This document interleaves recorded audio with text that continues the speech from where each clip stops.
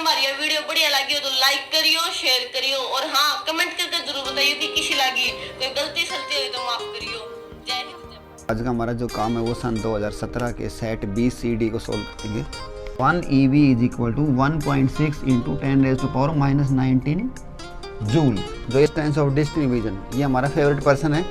इसका उत्तर होगा 25 centimetre. Whole के ऊपर पॉजिटिव चार्ज होता है तो इलेक्ट्रिक का मान होगा 3 × 10 की शक्ति 8। ये परमानेंट याद कर लो अपना रोल नंबर की तरह, GYOR।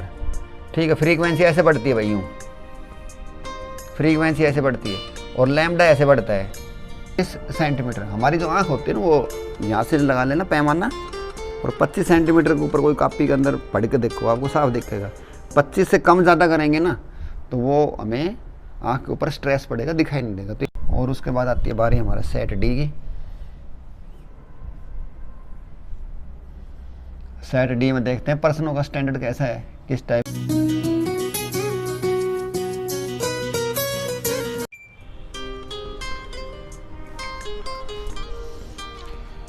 Hello dear students, how are you. आज का हमारा जो काम है वो सन 2017 के सेट बी सी डी को सोल्व करेंगे।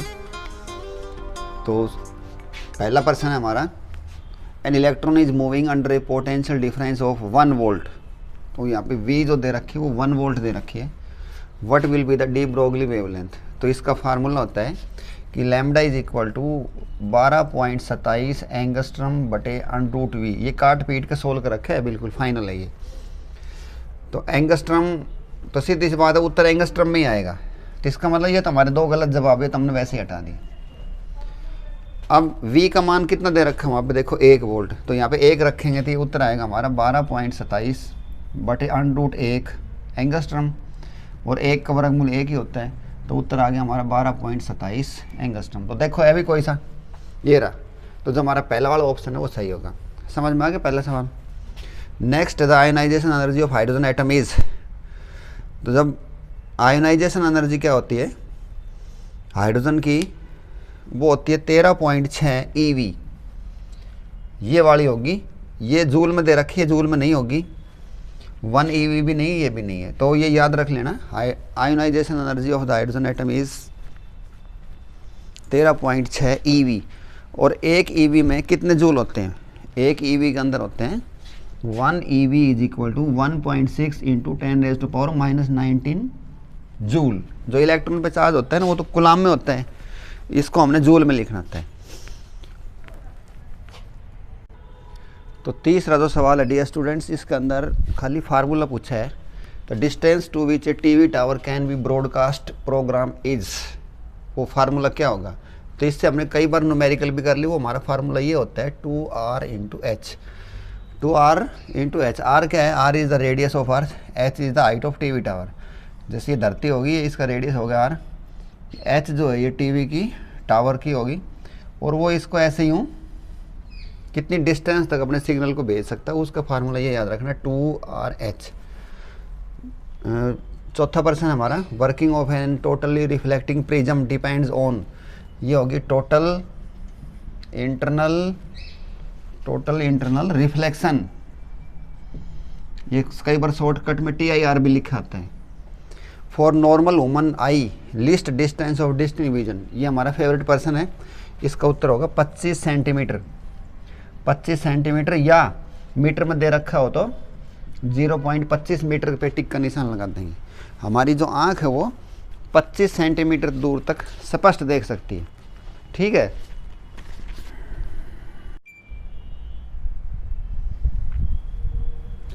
नेक्स्ट छठा प्रश्न देखो हमारा सेट बी का। Which of the following as maximum stopping potential. Stopping potential maximum किस कलर के लिए होगा, तो ये फार्मूला याद रखो। स्टॉपिंग पोटेंशियल जो होती है उसको हम V0 से लिखते हैं, is directly proportional to nu. जितनी ज़्यादा फ्रीक्वेंसी होगी उतना ही ज़्यादा स्टॉपिंग पोटेंशियल होगा। ठीक है, ये डियर स्टूडेंट्स आता है हमारा फोटो इलेक्ट्रिक इफेक्ट के अंदर। फोटो इलेक्ट्रिक करंट कैसे बनाया जाता है वहाँ से रिलेटेड है ये पर्सन, कि बैटरी की हम पोटेंशियल को नेगेटिव कर दें ताकि उन इलेक्ट्रॉन्स का रुक जाएं वो। तो अब देखो 4 कलर दिए हैं, तो जिसकी फ्रीक्वेंसी सबसे ज़्यादा होगी उसका स्टॉपिंग पोटेंशियल सबसे ज़्यादा होगा। तो क्या ऑर्डर होता है बताओ इनका लिखने का।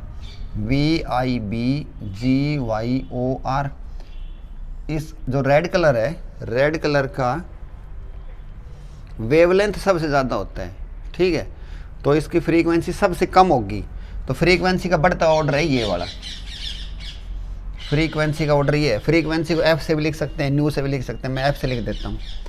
तो ऐसे जब यूँ आएंगे तो फ्रीक्वेंसी सबसे कम होती आएगी। हाँ भी देखो रेड की, तो रेड की फ्रीक्वेंसी हमने देखो पर्सन में क्या बताना है, मैक्सिमम। तो इसकी मतलब सबसे ज़्यादा फ्रीक्वेंसी किसकी है, सबसे ज़्यादा फ्रीक्वेंसी जो है इसकी है, देखो वायलेट की, क्योंकि फ्रीक्वेंसी यूँ बढ़ती हुई आई है, तो सबसे ज़्यादा इसकी। वायलेट ऑप्शन में है, नहीं है, छोड़ दो इसको। इंडिगो है ऑप्शन में, इंडिगो भी नहीं है। बी से क्या बनता है, ब्लू, ब्लू है ऑप्शन में, तो यही होगा हमारा उत्तर। तो बी, ब्लू के ऊपर निशान लगा देंगे, ठीक है। और वायलेट का जो वेवलेंथ होता है वो 4000 एंगस्ट्रॉम के आसपास होते हैं, और इसका होता है 8000। और जो ग्रीन कलर होता है इसका 5000 से ऊपर होता है, ठीक है। ऐसे याद कर लिया करो। नेक्स्ट है SI unit of electrostatic potential. Electrostatic potential की यूनिट क्या होगी, volt. The torque acting on a electric dipole moment of P and placed parallel to. Parallel जब भी होती है तो एंगल कितना होता है, 0। जब भी हम गए ना पैरेलल, तो पैरेलल का मतलब एंगल कितना होगा, 0। कोई इलेक्ट्रिक फील्ड है, उसके अंदर एक डाइपोल रखा है, उसी के पैरेलल में यूँ। तो अगर ये ऐसे होता तो एंगल थीटा होता, लेकिन ऐसे कर दिया यूँ पैरेलल, तो थीटा कितना हो गया हमारा, 0 डिग्री। तो फार्मूला बताओ भाई टॉर्क क्या होता है। ये फार्मूला होता है tau is equal to PE sine theta, और थीटा हो गया 0, और साइन 0 का मान रखोगे तो साइन 0 कितनी होती है, 0। तो इस पर टॉर्क कितना लगेगा, 0। तो 0 ऑप्शन जो है हमारा लास्ट वाला ऑप्शन है वो दे रखा है, ये हम कर देंगे, ठीक है। और अगर यहाँ पे मान लो डियर स्टूडेंट परपेंडिकुलर पूछ लेता, तो परपेंडिकुलर होता तो यहाँ पे हम साइन 90 लिखते हैं। साइन 90 का मान कितना होता है, 1। तो फिर ये वाला उत्तर आता। तो पैरेलल और परपेंडिकुलर दोनों केस हमने समझ में आ गए होंगे। नेक्स्ट 9वां पर्सन देखो, 9वां पर्सन में कहता है the resistivity of A semiconductor. Semiconductor की रेजिस्टिविटी क्या होगी with the increase in temperature. जब टेम्परेचर बढ़ेगा तो सेमीकंडक्टर की रेजिस्टिविटी के साथ क्या हो। तो डियर स्टूडेंट इसको अलग है ये थोड़ा कंडक्टर से। इसके अंदर समझाने के लिए मैं आपको बताता हूँ कि यहाँ पे 2 बैंड होती हैं। एक बैंड होती है, इसको हम बोलते हैं कंडक्शन बैंड, और दूसरी होती है वैलेंस बैंड, ठीक है। Valence band is always full of electrons, हमेशा इलेक्ट्रॉन की भरी होती है, जबकि कंडक्शन बैंड इज एम्प्टी, ऊपर खाली होती है। तो अब देखो ध्यान दो, जब टेम्परेचर ज़्यादा होगा तो ये इलेक्ट्रॉन जंप मार के ऊपर कंडक्शन बैंड में चले जाएंगे, और जब इलेक्ट्रॉन वहाँ पे पहुँच जाएंगे तो यहाँ पे खाली जगह हो जाएगी, खाली सीट। ये जो खाली सीट हो गई है इसको हम बोलते हैं होल। होल के ऊपर पॉजिटिव चार्ज होता है, तो इलेक्ट्रॉन ऊपर चला गया। और जब ऊपर ये इलेक्ट्रॉन पहुँच जाएंगे, जैसे मान लो ये जंप मार मार के तो खाली होगी जगह, इसी तरह मान लो ये वाला था, ये ऊपर पहुँच गया, तो इलेक्ट्रॉन को दिखाओ सॉलिड डॉट से, और खाली डॉट का मतलब वहाँ पे इलेक्ट्रॉन रहता था, वो कुर्सी खाली होगी, ऊपर चले गई। The vacant seat of electron is known as the hole. ये एक इमेजनरी कॉन्सेप्ट होता है। अब सुनो बात ध्यान से, कि जैसे ये इलेक्ट्रॉन ऊपर चले गए तो इसका मतलब तो करंट पास होगा। इसका मतलब क्या होगा, कंडक्टिविटी बढ़ गई। कंडक्टिविटी यानी अब इसमें से करंट जाएगा, कंडक्टिविटी इंक्रीज होगी। और डियर स्टूडेंट्स रेजिस्टिविटी जो होती है ना, वो कंडक्टिविटी की उल्टी होती है। समझ में आ गई। ये चीज़ जब बढ़ गई तो इसको क्या करना पड़ेगा, कम होना पड़ेगा। तो इसमें हम डिक्रीज पर निशान लगाएंगे, तो ये डिक्रीज करेगा। यहाँ पे सेमीकंडक्टर की बजाय अगर खाली कंडक्टर होता तो हम क्या करते, तो फिर हम इंक्रीज करते। कंडक्टर को पढ़ेंगे अलग हिसाब से। कंडक्टर के अंदर मैं फार्मूला ये देता हूँ, स्पेशल कंडक्टर का है ये। कंडक्टर कहो, वायर कहो, मेटल कहो, कोई भी तार कहो, एक ही बात है। इनको हम समझाते हैं ऐसे, rho is equal to ml/NE² टो। वो चाय पत्ती का एग्जांपल देता हूँ। जैसे किसी पतीले में चाय पत्ती के दाने हैं, और जब उनको हम गैस ऑन करेंगे तो वो आपस में जल्दी जल्दी टकराने लग जाएंगे। तो वो जब टकराने का टाइम कम हो गया तो रेजिस्टिविटी क्या होती है, बढ़ जाती है। तो मेटल का केस होता तो हम लगाते हैं इंक्रीज, और सेमीकंडक्टर केस के अंदर हम पढ़ेंगे इस हिसाब से कि ऐसे बैंड होती है, बीच वाले गैप बोलते हैं। हो गया ये भी। Next, magnetic susceptibility of paramagnetic substance is small and positive. डाया होता तो स्मॉल एंड नेगेटिव लिखते हैं, और फेरो होता तो क्या लिखते, large and positive. The magnetic field at the centre of circular coil, ये जो है बायोट सेवर्ट लागी एप्लीकेशन है कि कोई एक सर्कुलर कॉइल है, उसके अंदर से वायर में से करंट जा रहा है और उसका रेडियस है r, तो उसका सेंटर के ऊपर मैग्नेटिक फील्ड का क्या फार्मूला होगा, तो ये याद करना हमने, B is equal to mu naught N I, इस पर निशान लगा देंगे। ठीक है, म्यू नॉट कॉन्स्टेंट है, म्यू नॉट किसके बराबर होता है, mu naught is equal to 4 pi mu naught upon 4 pi is equal to 10⁻⁻⁷, ये यहाँ पे चला जाएगा, तो ये हो जाएगा म्यू नॉट किसके बराबर आ गया बताओ, mu naught is equal to 4 pi के साथ गुणा कर दो इसकी, तो ये आएगा 4 पाई इंटू 10⁻⁷। म्यू नॉट को हम बोलते हैं एब्सोल्यूट परमीबिलिटी। ठीक है, तो एक पर्सन और बच गया इसका, हमारा लास्ट पर्सन है इस सेट का, the wavelength of A wave with F इतना, विद फ्रीक्वेंसी इतना। तो भाई कैसे निकालें, वही पर्सन है हमारा, ये वेव के बराबर ही होता है ऐसे यूँ, यहाँ से यहाँ तक चलेगा तो इसका टाइम पीरियड कितना होगा t, टाइम पीरियड कितना हो जाएगा t, बड़ा T। यहाँ से चल के यहाँ पहुँच गया तो ये दूरी किसके बराबर है, ये दूरी है लैम्डा के बराबर, और चाल कितनी होती है वेव की c, तो ये फार्मूला हो गया, जो अपना फार्मूला लगाओ बराबर, जाल बराबर दूरी बटे समय, c बराबर दूरी कितनी है ये वाली डिस्प्लेसमेंट लैम्डा, और टाइम कितना होगा t। Dear students 1/t frequency होती है, c is equal to lambda into f, और इस पर्सन के अंदर हमने लैम्डा निकालना है कि वेवलेंथ बताओ, तो lambda is equal to c by f. c का मान होगा 3 × 10⁸ ये परमानेंट याद कर लो अपना रोल नंबर की तरह, और f कितनी दे रखी है 3 × 10⁻13, तो ये तो कट के 3 था 3, ये ऊपर जाओगे तो कितनी बचेगी 10⁻5 मीटर। देखो भाई सही कितना ऑप्शन में, ये हमारा उत्तर नहीं हो सकता, ये नहीं हो सकता, ये यही है राइट चॉइस। ठीक, तो हमारा सेट बी के डियर स्टूडेंट्स एक नंबर के पर्सन सोल्व हो गए। अब हम करते हैं सेट सी शुरू। सेट सी के तो और भी आसान है ये करने के बाद।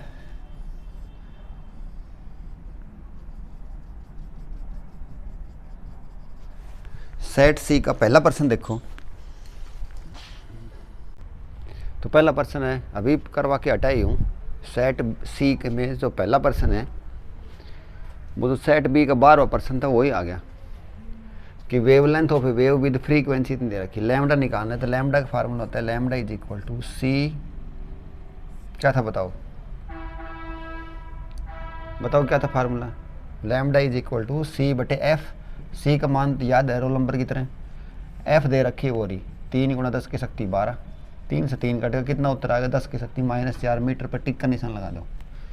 Magnetic field at the centre of circular coil, Biot Savart लागी एप्लीकेशन, आर इसका रेडियस हो गया, आई करंट इसमें जा रहा है, तो इसके सेंटर के ऊपर मैग्नेटिक फील्ड कितना होगा, B is equal to mu naught N I, N is the number of turns, B is equal to mu naught N I के ऊपर निशान लगा दो। Next dear student, magnetic susceptibility of a ferromagnetic substance. Magnetic susceptibility क्या decide करती है कि वो कितनी चुंबक बनेगी। ठीक है, तो उसकी सब्सटेंस कौन सा, देखो फेरोमैग्नेटिक, फेरो हम बोलते हैं डियर स्टूडेंट्स आयरन को। ठीक है, आयरन, और देखो जो चुंबक होती है ना वो आयरन को बहुत जल्दी खींचती है, तो आयरन तो बहुत ही अच्छा है, यानी कि गुड है, अच्छा। तो यहाँ पे क्या आएगा, लार्ज एंड पॉजिटिव, ये गुड़ खाने वाला गुड़ नहीं है, ये अच्छे वाला गुड़ है। Next, conductivity of a conductor with increase in temperature. अभी मैंने पीछे वाले पर्सन में सिद्ध करके दिखाया था कि कंडक्टिविटी होती है और रेजिस्टिविटी और कंडक्टिविटी एक दूसरे की उल्टी होती है। जब कंडक्टिविटी बढ़ेगी तो रेजिस्टिविटी क्या होगी, कम होगी। तो अब देखो पर्सन पूछ लिया कि conductivity of a conductor with increase in temperature, temperature के साथ क्या होगी। अब इसको ये मान लो, भूल जाओ इसको, मान लो यहाँ पे रेजिस्टिविटी होती, तो क्या उत्तर आता, रेजिस्टिविटी होती तो ये लिखते रो इज इक्वल टू ml बटे n²। तो टेम्परेचर बढ़ता तो जो पतीले के अंदर जो चाय पत्ती के दाने थे उनका टकराने का समय कम होता, जल्दी जल्दी टकराते वो चाय पत्ती का दाने का मतलब है उस मेटल के अंदर इलेक्ट्रॉन्स, और जब ये कम होता तो रेजिस्टिविटी क्या होना पड़ता, ज़्यादा। और अब देखो कंडक्टिविटी इसकी उल्टी होती है, जब ये ज़्यादा होगी तो इसको क्या होना पड़ेगा, कम। तो डियर स्टूडेंट्स हमारा पर्सन जो आ रहा है ना वो कंडक्टिविटी का है, रजिस्टिविटी का नहीं है। जब कंडक्टिविटी का आ गया तो उसमें क्या लिख देंगे, डिक्रीज। समझ में आ गया। यहाँ पे रजिस्टिविटी होती है तो इंक्रीज करता है, ये अच्छी तरह मैंने समझा दिया है। SI unit of capacitance is farad, FARAD था। तो ये फेराडे साइंटिस्ट का नाम पूरा, फेराडे की AY काट दी पीछे से, तो क्या बन गए ये फराड। साइंटिस्ट का जो पूरा नाम होगा उसको हम लिखेंगे छोटे f से, यानी कि छोटे अक्षर से, और सिंबल को लिखेंगे बड़े F से। 5% हो गए, छठा पर्सन हो जाओ। तो torque on the dipole at 90 degree to the electric field is, ये हो गया हमारा इलेक्ट्रिक फील्ड। और डायपोल जो है वो 90 डिग्री के ऊपर है। डायपोल के अंदर दो चार्ज होते हैं, माइनस का क्या और प्लस का क्या। ठीक है, यहाँ पे इलेक्ट्रिक डायपोल मोमेंट होता है P, और ये अपना E। P और E के बीच में एंगल कितना है, 90 डिग्री, यानी थीटा का रोल कौन का 90 डिग्री। तो टॉर्क क्या होगा, टॉर्क का फार्मूला अपने याद है, tau is equal to PE sine theta. और 90 डिग्री रखोगे तो tau is equal to PE sine 90। और डियर स्टूडेंट साइन 90 का मान 1 होता है, तो ये किसके बराबर हो जाएगा, PE। टिक का निशान लगा दो। Distance to which TV tower can broadcast, कि एक टीवी टावर कितनी डिस्टेंस तक कवर कर सकता है, उसका फार्मूला होता है TD is equal to 2RH under the root. Ionization energy of hydrogen atom is 13.6 EV लिखना है। देखो जूल भी होता है, जूल नहीं लिखना है, जूल बड़ी यूनिट होती है। एटम के केस के अंदर एनर्जी की सबसे छोटी यूनिट होती है 1 EV, तो 13.6 EV लिखना है। यहाँ पे अगर जूल लिख रखा, जूल को नहीं करना है तैयार। डी ब्रोगली वेवलेंथ हो भी इतना, ये होता है लैम्डा इज इक्वल टू 12.27 बटे अंडरूट V। अब देखो V की जगह दिया है 10 की शक्ति 4, जब यहाँ पे हम 10 की शक्ति 4 लिखेंगे तो वो क्या बन जाएगा, 10 की शक्ति 2, तो ये होगा 12.27 बटे 10 की शक्ति 2। 10 की शक्ति 2 का मतलब कितना हो गया, 100 और एंगस्ट्रम। इनको आगे पीछे सरका लो, तो ये आगे पीछे करोगे तो ये आ जाएंगे हमारे 2, तो ये आ जाएगा 0.1227 एंगस्ट्रम। इस पर टिक का निशान लगा दिया। Which of the following as the maximum stopping potential, stopping potential maximum किसके लिए होगा, तो वही पर्सन है वही। V0 is directly proportional to frequency, जिसकी जितनी ज़्यादा फ्रीक्वेंसी होगी उतनी ही होगी वो। तो क्या था वो रूल बताओ, VIB/GY/OR। फ्रीक्वेंसी ऐसे बढ़ती है यूँ, या इसको मैं थोड़ा अलग स्टाइल में लिखता हूँ, इसको ऐसे लिखता हूँ, देखो VIB/GY/OR। ठीक है, फ्रीक्वेंसी ऐसे बढ़ती है भाई यूँ, फ्रीक्वेंसी ऐसे बढ़ती है, और लैम्डा ऐसे बढ़ता है, लैम्डा ऐसे बढ़ेगा यूँ। तो फ्रीक्वेंसी ज़्यादा, देखो सबसे ज़्यादा किसकी है बताओ, वायलेट की। वायलेट है ऑप्शन में, वायलेट नहीं है भाई, इंडिगो भी नहीं है, ब्लू है, ब्लू। सब इन सब में ज़्यादा फ्रीक्वेंसी ब्लू की है, ब्लू हमारे ऑप्शन में दे रखा है, तो ब्लू के ऊपर निशान लगा देंगे इस फार्मूले से, ये याद रख लिया करो। ब्लू नहीं होता तो कोई अगला लेते, वही बात है, मोदी नहीं है तो फिर अमित शाह है। Working of optical fibre is, बताओ भाई, मेरे करने से पहले बताओ तुम क्या लिखो, बोलो। TIR total internal reflection. For normal human eye least distance of distinct vision is 25 centimetre. हमारी जो आँख होती है ना वो यहाँ से लगा लेना पैमाना, और 25 सेंटीमीटर के ऊपर कोई कॉपी के अंदर पढ़ के देखो, आपको साफ दिखेगा। 25 से कम ज़्यादा करेंगे ना तो वो हमें आँख के ऊपर स्ट्रेस पड़ेगा, दिखाई नहीं देगा। तो ये 25 सेंटीमीटर होती है। मीटर में आओ तो 0.25 मीटर याद रखियो। ठीक, तो ये हमारा सेट C के पर्सन पूरे हो गए, और उसके बाद आती है बारी हमारा सेट D की। सेट D में देखते हैं पर्सनों का स्टैंडर्ड कैसा है, किस टाइप से आए हुए हैं। सारे देखो B और C के तो सेम एक जैसे ही पर्सन थे, बस इनकी नंबरिंग बदल रखी थी। जो बार हुआ था वो 1 नंबर पे था।